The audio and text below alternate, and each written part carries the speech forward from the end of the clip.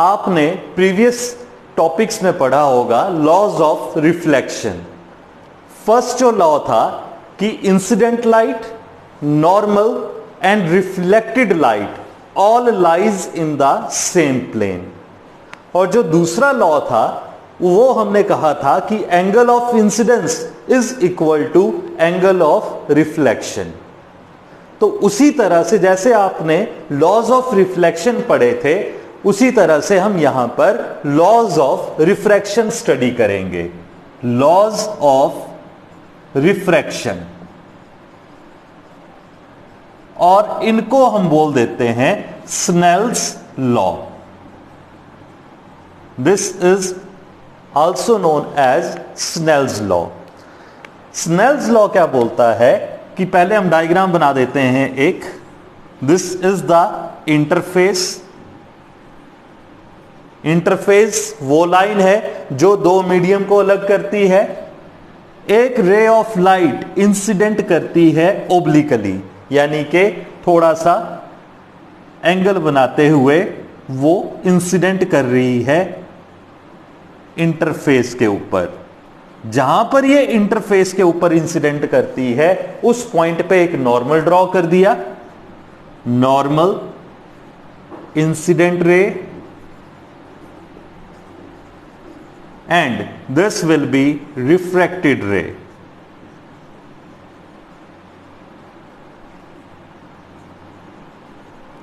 ये angle of incidence और ये एंगल ऑफ रिफ्रैक्शन। आपने पढ़ा था कि angle of incidence is equal to angle of reflection, but ये चीज आप यहां पर याद रखेंगे कि angle of incidence do not equal to angle of refraction. Angle of incidence do not equal to angle of refraction. ये चीज आपने याद रखनी है रिफ्रैक्शन के अंदर।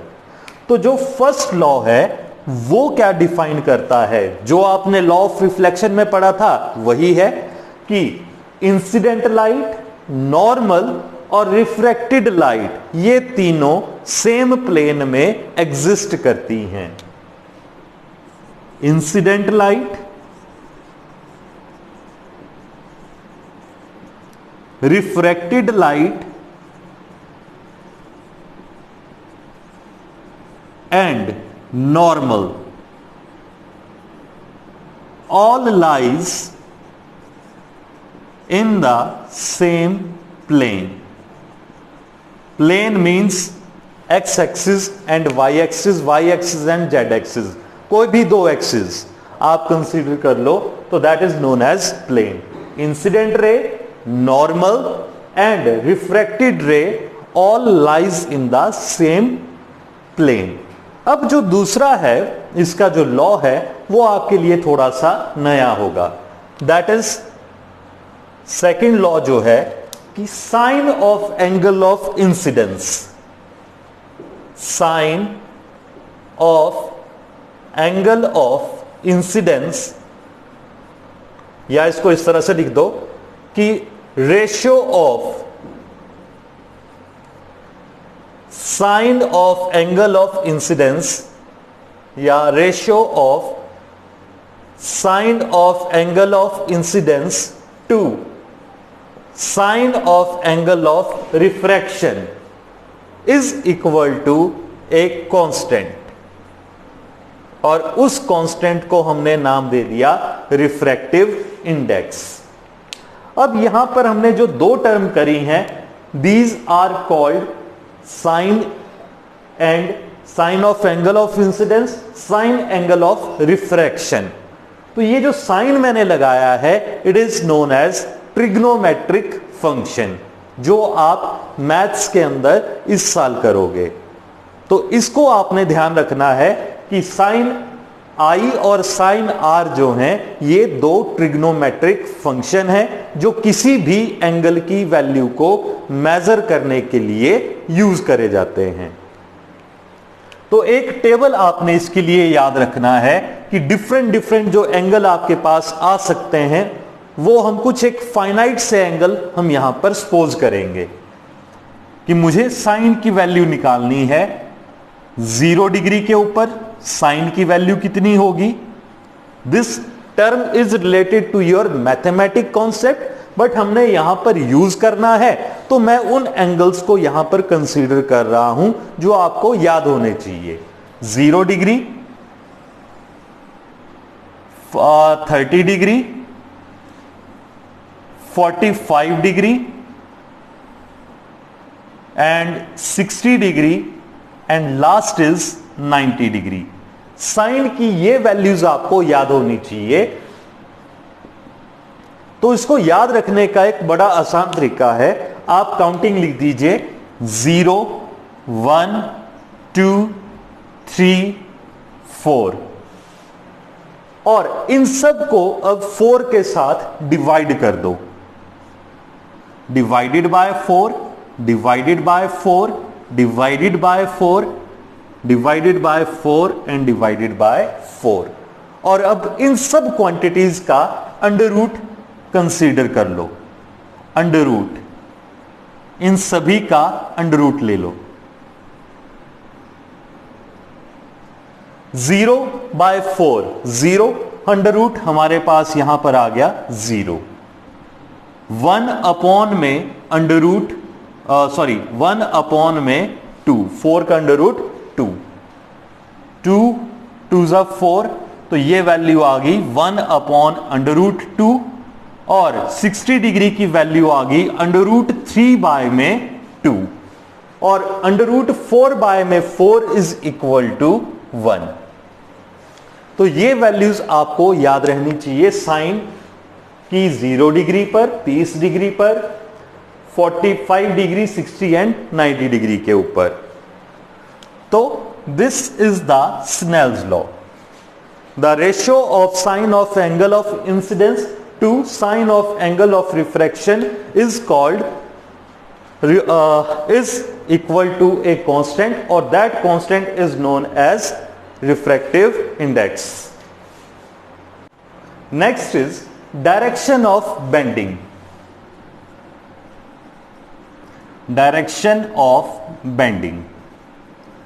अभी आपने लॉ ऑफ रिफ्रैक्शन या रिफ्रैक्शन क्या चीज होती है, बेंडिंग ऑफ लाइट। अब लाइट किस तरफ बेंड करेगी, नॉर्मल की तरफ या अवे फ्रॉम द नॉर्मल? ठीक है, तो वो डिपेंड कैसे करेगा, किस तरह से हम उस चीज को कैलकुलेट करेंगे, वो अब यहां पर हम डिस्कस करेंगे कि लाइट किस तरफ बेंड होगी। मान लो फर्स्ट केस हम कंसीडर करते हैं कि जब लाइट रेयर मीडियम से डेंसर मीडियम में जा रही है, light will travel from rare to denser. First case हम ले लेते हैं, if light goes from rare medium to denser medium. अगर रे ऑफ लाइट जो है वो रेयर मीडियम से डेंसर मीडियम की तरफ जा रही है, तो अब इसको हम कैसे लिख सकते हैं? इसका रिफ्रैक्टिव इंडेक्स हम मान लेते हैं n1 और इसका रिफ्रैक्टिव इंडेक्स हम मान लेते हैं n2। रेयर का n1 और डेंसर का n2। अभी हमने पढ़ा था कि लाइट फर्स्ट मीडियम से सेकंड मीडियम में जा रही है, तो इसको हम ऐसे लिख देंगे 1n2। Light will travel from first medium to second medium, तो that is called refractive index of second with respect to first. यानी कि this is the refractive index of second medium with respect to first medium. तो Snell's law लगाएंगे हम यहां पर, according to Snell's law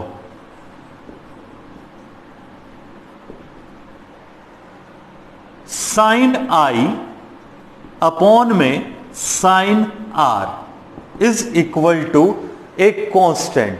constant हमने क्या लिया था, refractive index, that is 1n2। तो इसको कैसे लिखा जा सकता है, n2 डिवाइडेड बाय n1। तो साइन आई अपॉन में साइन आर। तो N2 जो है that is optical denser medium, optical denser medium. और ये जो है N1 ऑप्टिकल रेयर मीडियम।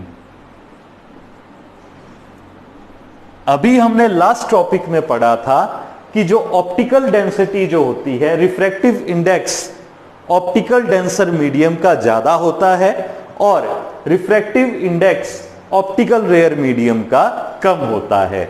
यानी कि इस केस में N2 जो है वो N1 से ज्यादा है। डेंसर मीडियम का रिफ्रैक्टिव इंडेक्स रेयर मीडियम के रिफ्रैक्टिव इंडेक्स से ज्यादा होगा। आपने ये चीज ध्यान रखनी है। तो N2 अपॉन में N2 is greater then N1 और N2 बाय में N1 का जो रेशियो है दैट इज ग्रेटर देन 1। तो इस वैल्यू को यहां पे रख सकते हैं। अगर साइन आई अपॉन में sine are is greater than 1, क्योंकि N2 अपॉन N1 का जो रेशियो है वो 1 से ज्यादा रहेगा। अगर हम एंगल्स बहुत ही ज्यादा छोटे ले रहे हैं तो साइन आई और साइन आर की वैल्यू लगभग सेम रहेगी, उसमें ज्यादा चेंज नहीं होगा। कि इफ एंगल्स आर स्मॉल, अगर एंगल्स स्मॉल हैं तो sine I is approximately equal to i. हमने इसका साइन फंक्शन हटा दिया और sine are is approximately equal to r. Sine i की जगह हम सिर्फ आई लिख देंगे और साइन आर की जगह हम आर लिख देंगे अगर एंगल छोटे हैं इन दैट केस। तो अब हमारे पास क्या बन गया, i upon are is greater than 1। तो इस केस में angle i is greater than angle of refraction, और इसको ऐसे भी लिख सकते हैं angle of refraction is less than angle of incident. तो इसका मतलब यह है कि जब लाइट रेयर मीडियम से डेंसर मीडियम की तरफ जाएगी उसके लिए एंगल ऑफ इंसिडेंस मोर होगा, यानी कि ज्यादा होगा, और एंगल ऑफ रिफ्रैक्शन जो है वो लेस होगा। तो इसका मतलब रिफ्रैक्टेड लाइट जो है it will bend towards the normal, तभी वो एंगल ऑफ रिफ्रैक्शन छोटा होगा, क्योंकि आर लेस है आई से। तो लेस होने के लिए इसको क्या करना पड़ेगा, नॉर्मल की तरफ बेंड होना पड़ेगा। तो इस केस में हम लिख सकते हैं कि अगर लाइट रेयर मीडियम से डेंसर मीडियम में जा रही है it will bend towards the normal. तो यही लाइट अब नॉर्मल की तरफ बेंड होगी। अब इसका सेकंड केस हम कंसीडर कर लेते हैं, that is if light travel denser medium to rare medium। अगर लाइट जो है अब डेंसर मीडियम से रेयर मीडियम की तरफ जा रही है, से this is now denser medium और लाइट जो है डेंसर से रेयर की तरफ जा रही है। अब इस केस में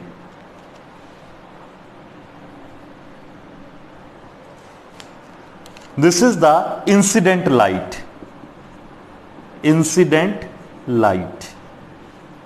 this is the refracted light. अब लाइट जो है वो डेंसर से रेयर की तरफ जा रही है। तो स्नेल्स लॉ लगा दो। According to Snell's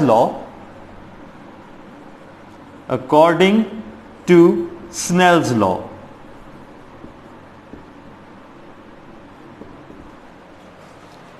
ratio of sine of angle of incidence, यहां पर लाइट के लिए एंगल ऑफ इंसिडेंस अब आई यहां पर है और एंगल ऑफ रिफ्रैक्शन यहां पर है।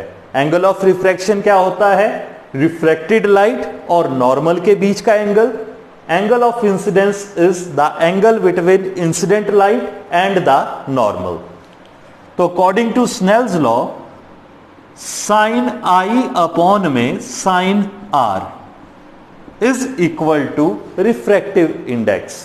लाइट अब सेकंड मीडियम से फर्स्ट मीडियम में जा रही है, तो हम लिख देंगे 2n1। Light will travel from second to first.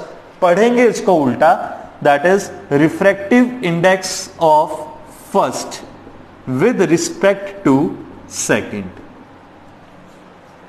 अब लाइट सेकंड से फर्स्ट में जा रही है, तो इफ साइन आई अपॉन में साइन आर बराबर है n1 अपॉन में n2। जब आप इसको लिखोगे तो उल्टा लिखना है, n1 ऊपर आएगा और n2 नीचे आएगा, तो n1 अपॉन में n2। अब n1 क्या है? Refractive index of rare medium, और n2 जो है that is refractive index of denser medium. अभी हमने एक चीज पढ़ी थी कि जो रिफ्रैक्टिव इंडेक्स होता है डेंसर मीडियम का, वो ज्यादा होता है। क्यों? क्योंकि उसकी ऑप्टिकल डेंसिटी ज्यादा होती है। तो हम यहां पर लिख देंगे कि n2 जो है वो n1 से ग्रेटर है। तो इसका मतलब ये हुआ n1 अपॉन में n2 इज लेस देन 1, क्योंकि n1 upon n2 is less than 1 आ जाएगा हमारे पास। तो अगर ये रेशियो लेस देन 1 है, तो इसका मतलब साइन आई अपॉन में साइन आर का रेशियो भी लेस देन 1 आएगा। अगर एंगल्स स्मॉल हैं, उनके साइंस निगलेक्ट करे जा सकते हैं, तो हम यहां पर लिख सकते हैं I upon are is less than 1, कि एंगल I और एंगल R का जो रेशियो है वो 1 से कम रहेगा, और angle I is less than angle R, और angle R is greater than angle of incidence. तो यहां पर क्या हो रहा है? एंगल ऑफ आर जो है एंगल ऑफ इंसिडेंस से ग्रेटर हो रहा है। तो इन दिस केस अब ये ग्रेटर कब होगा आई से? जब लाइट जो है नॉर्मल से दूर जाएगी।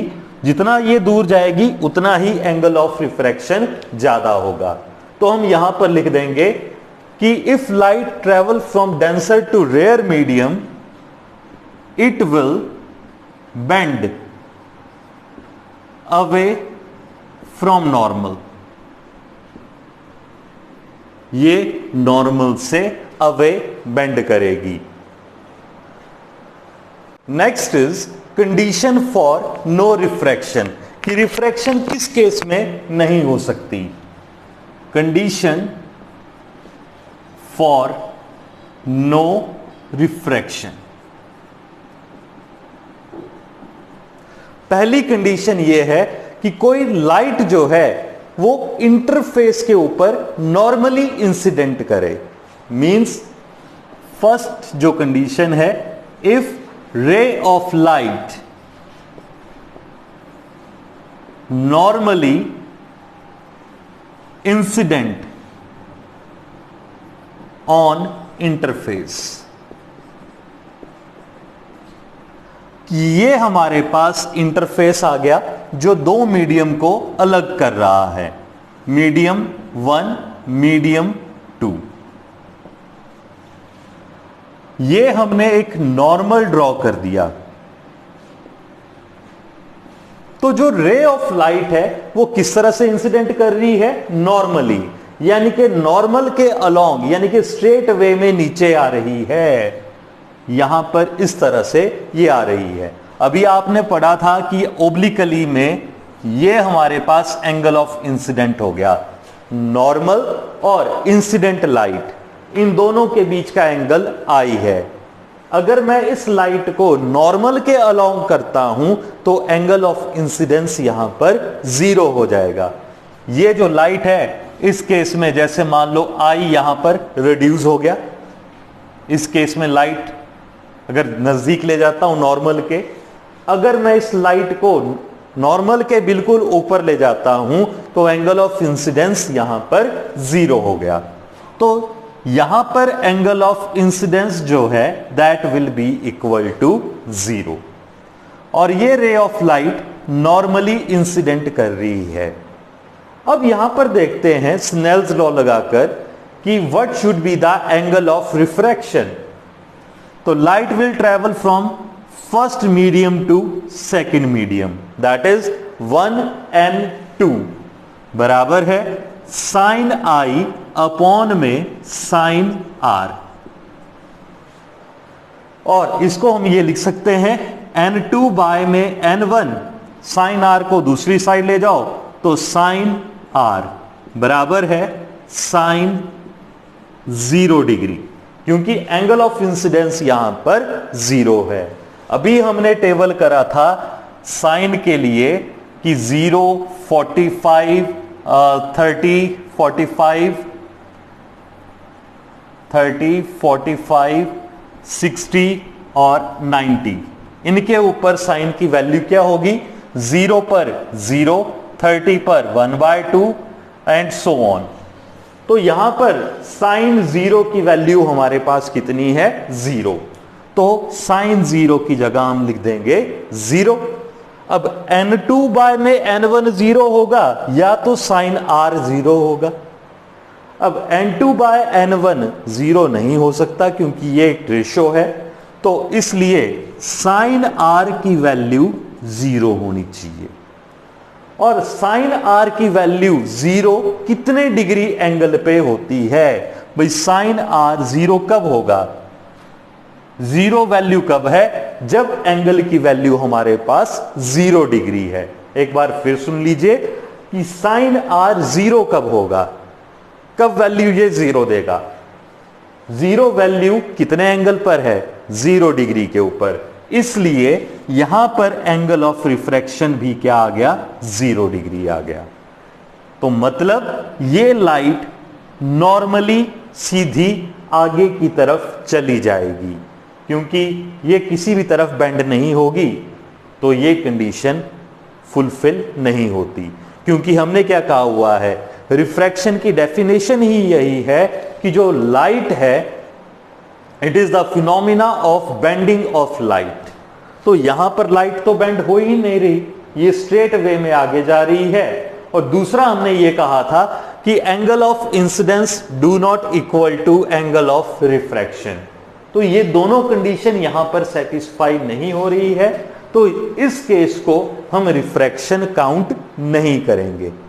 लाइट भले ही एक इंटरफेस से एक मीडियम से दूसरे मीडियम में जा रही है, पर पाथ चेंज नहीं हो रहा। क्यों? एंगल ऑफ इंसिडेंस 0 डिग्री है, तो एंगल ऑफ रिफ्रैक्शन भी 0 डिग्री आएगा। अब दूसरा केस यह है कि मान लो अब लाइट जो है वो इस तरह से जा रही है इंटरफेस, ये मीडियम 1 है, मीडियम 2 है। तो इस केस में मान लो इसका रिफ्रैक्टिव इंडेक्स n है, मीडियम 1 का रिफ्रैक्टिव इंडेक्स 1 है और n मान लिया, और मीडियम 2 का भी रिफ्रैक्टिव इंडेक्स हमने n मान लिया। यानी कि दो ऐसी चीजें जिनका रिफ्रैक्टिव इंडेक्स सेम है। तो अब देखो, एक रे ऑफ लाइट ओब्लिकली इंसिडेंट करती है, ये आ गया हमारे पास एंगल ऑफ इंसिडेंस। तो अब यहां पर हम स्नेल्स लॉ लगाएंगे ताकि हम एंगल ऑफ रिफ्रैक्शन को कैलकुलेट कर सकें। तो light will travel from first medium to second medium 1 and 2। That is equal to sine I upon में साइन आर। तो इसको कैसे लिखा जा सकता है? n2 बाय में n1 बराबर है साइन आई अपॉन में साइन आर। पर हमने क्या कहा हुआ है कि मीडियम 1 और मीडियम 2 इन दोनों का रिफ्रैक्टिव इंडेक्स सेम है। तो n2 बराबर है n1। अगर n2 बराबर है n1 के आ गया तो यहां पर क्या वैल्यू आ जाएगी हमारे पास? n बाय में n दैट इज 1 बराबर है साइन आई अपॉन में साइन आर, और sine I is equal to sine R के, और एंगल आई बराबर है एंगल आर के। Sine of angle of incidence is equal to sine of angle of refraction, और एंगल ऑफ इंसिडेंस बराबर है एंगल ऑफ रिफ्रैक्शन। तो जितना sine of angle of incidence है उतना ही हमारे पास sine of angle of refraction है, यानी कि आई और आर की वैल्यू सेम है। तो इसका मतलब यह हुआ कि लाइट बेंड नहीं होगी। तो अगर लाइट बेंड नहीं हुई तो कंडीशन हम अगेन रिफ्रैक्शन की फुलफिल नहीं होती है, क्योंकि रिफ्रैक्शन क्या होता है? Bending of light. तो यहां पर बेंडिंग नहीं हो रही। दूसरा, हमने ये कहा था कि angle I do not equal to angle R के, पर यहां पर आई और आर सेम है, तो दिस इज नॉट रिफ्रैक्शन।